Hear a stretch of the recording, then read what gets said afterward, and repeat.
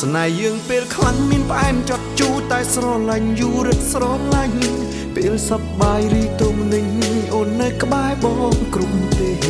រស់ជាមួយចិត្តបែងដូងអូនសែនកក់ក្ដៅម្លេះទេស្នេហ៍នឹងថិតថេររយជាតិណាអូនឲ្យលើសពីពាក្យថាស្នេហាអូនជាទីប្រឹក្សាដ៏ល្អស្ងួនប្រៀបដូចជាកាដូផ្ដល់ឲ្យបងពីទេវតាជាបុណ្យពីបុព្វេជួបមនុស្សល្អក៏ប្រាថ្នាសន្យាគ្នាណាយើងកាន់ដៃគ្នារហូត